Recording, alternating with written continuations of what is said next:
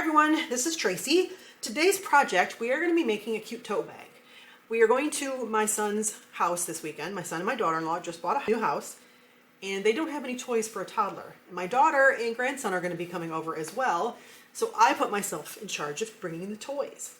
So what do we need? Of course we have to have a cute little tote bag to put the toys in. You can't just have a plain little tote bag, not when you're grandma.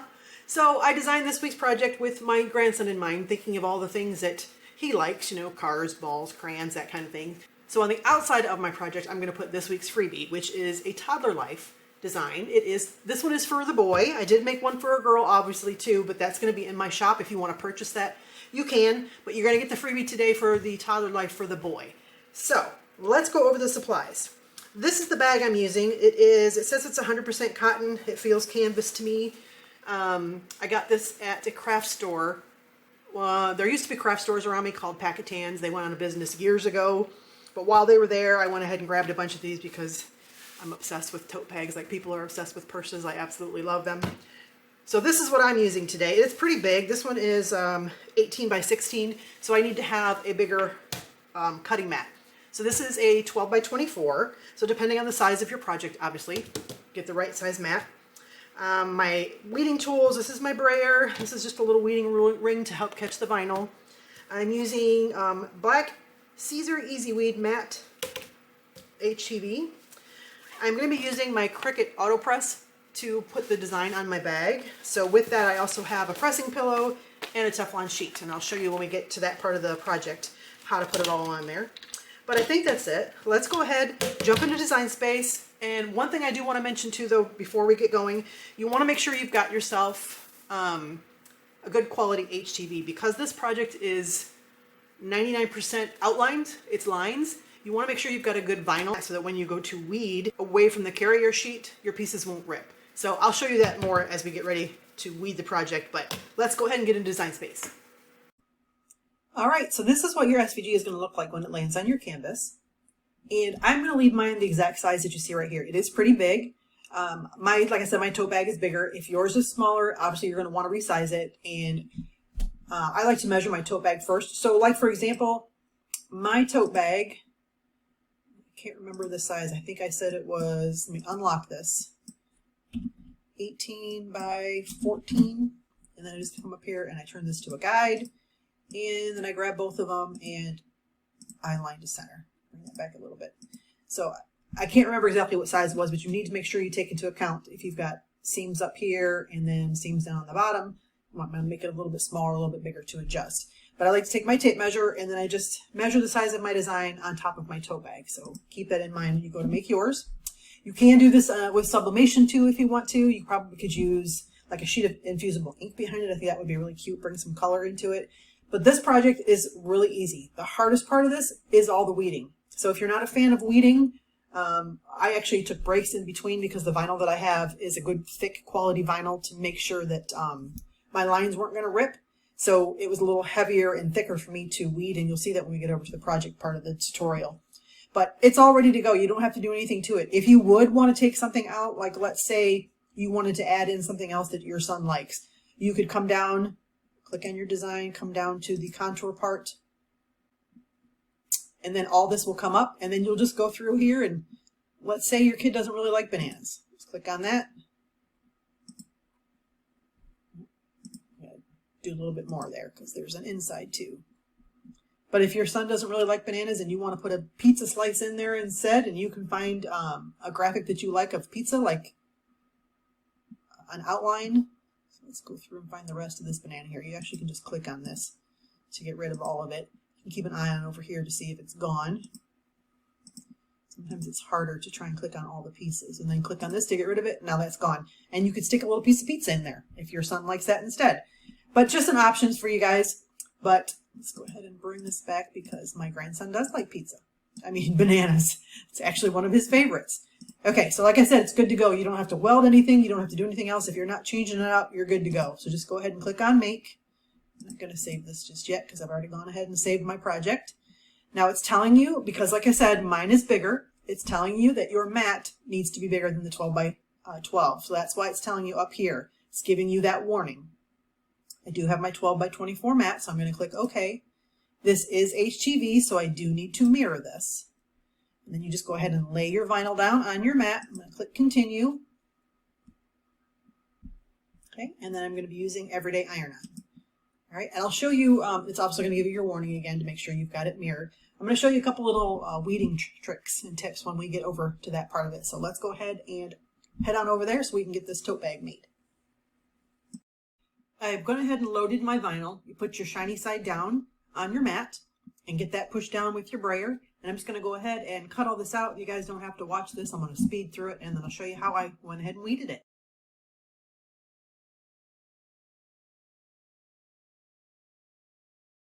Okay, go ahead and unload this. Push my machine back here. And I'm going to flip over my mat to get my HTV off here.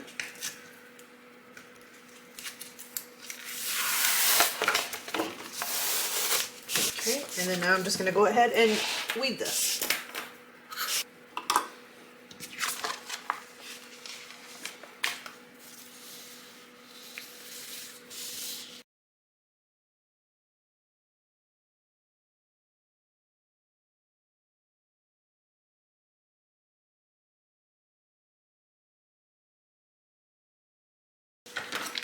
Sometimes I just cut some of the pieces off just to make it easier to weed because this is a pretty big size project. Just take your time as you're pulling it up.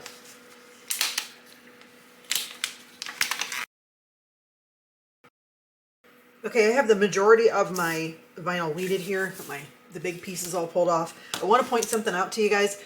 With a design like this, when there's so many outlines, you want to make sure that you take a picture of your design, either print it out or take a picture so that you know which parts you're supposed to weed out. Because like with some of these, if you weed out the wrong part, you're going to be really upset that you're going to have to go back and do it all over again. So it's a tip, keep your picture on your phone, put it in front of you as you're weeding so you know which parts need to come out.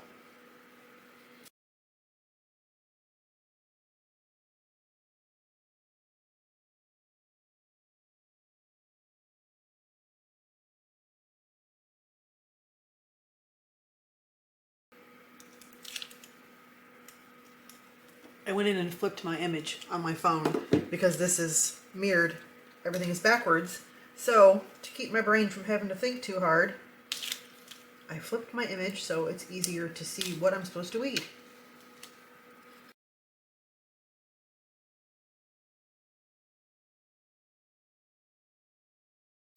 Okay, I finally finished weeding it. That's what's going to take the longest for your project, is weeding out all the pieces. Let me put something underneath here. Put this piece of cardstock underneath this so you can see it a little bit better. So after you get done weeding everything, you obviously want to hold it up and make sure you have all your pieces. One thing I want to point out is when I do my designs, I always make sure that my lines are thick enough that you're not going to lose pieces. So while I was weeding this, one of the issues that I had was the glue bottle right here. So I'm going to go back in and thicken those lines so you won't have issues with them. And on the Band-Aid as well.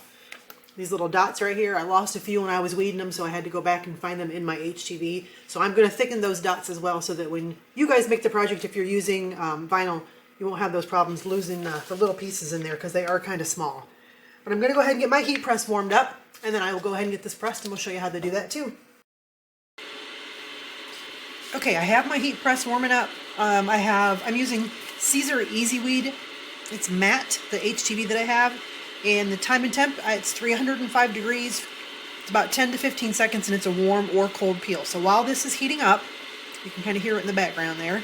I'm going to tell you that I have my heat press. I have a pressing pillow here. It's not a very thick one, but I am going to leave this here while I press this. It just kind of gives it more of a, so it's got a tighter pressure on there because my tote bag has some seams in here. And sometimes it makes it easier for the pressure to get in there if you've got something, if you have your pressing pillow underneath it. So while that's heating up, I'm going to go ahead and press this just for a second to get some of the moisture out of there. I want to go ahead and just hit this to get the wrinkles out of there and get some of the moisture out of it. Don't need to do it for very long.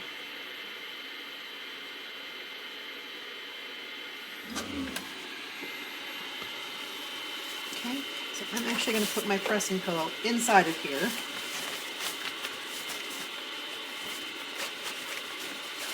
probably can turn it this way, yeah. This tote bag's big enough that I could turn it sideways. So that beep just means that our heat press is ready. Make sure I've got it on here. I'm gonna go ahead and put that on there again. Okay, that looks good. Okay, and then I've got my vinyl here. Go ahead and line it up where I want it. So keep in mind that you do have the bottom of your press, or the bottom of your tote bag's got this seam down here. So you might want to go ahead and pull that out.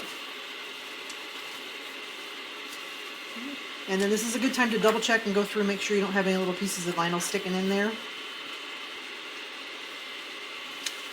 think that looks pretty good. Another thing you can do is if you want to make sure that you're going to get the center of your bag, you can actually take your vinyl, fold it in half. It's not going to hurt anything. With the sticky side is out here, so it's not sticky on the inside. Get it in half and then just put a little press right here that shows you where the center is. So you can do it at the top and the bottom. Obviously you want to make sure that your piece of vinyl, your carrier sheet, is the same size. And then you helps you with the kind of eyeballing it, getting it lined up. Alright, I think that looks pretty good. I'm going to make sure to get these handles out of the way. Alright, and then we're going to go ahead and put my Teflon sheet on top of it. And I'm going to go ahead and let it press for the 10 seconds.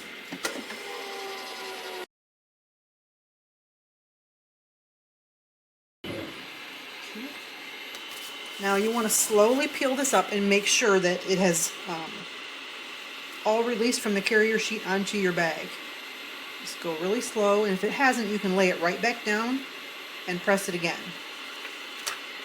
This looks like it released pretty good.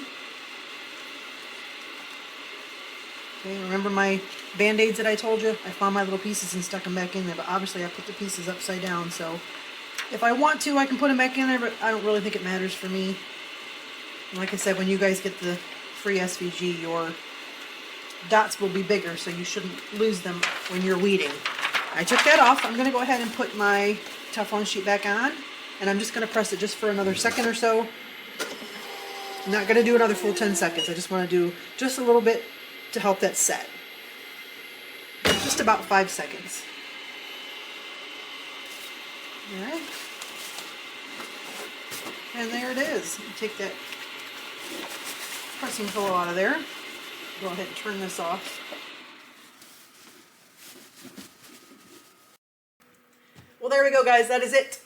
Isn't it cute? I think it's adorable. This would also be really cute if you have washable markers. You could let your toddler color this in themselves, personalize it. I think they would love that too. I can't wait to fill this up with all the goodies for my son's house this weekend. I do have, like I said, a version for a girl, so if you want to purchase that, it's in my shop. I'll drop a picture of it right here so you can see what it looks like. On the blog post, you'll be able to find the names of the fonts that I used, and of course a list of supplies for this tote bag project. It is design number 279. You can find it in the freebie library. If you guys are new, I would love for you to subscribe. I love having new crafty friends. Please drop a comment, like the video. It really helps with the YouTube algorithm, and of course makes me feel good when I share my freebies if you guys like them and let me know. But thanks so much for being here, guys. I appreciate you. Until next time, have a wonderful day on purpose.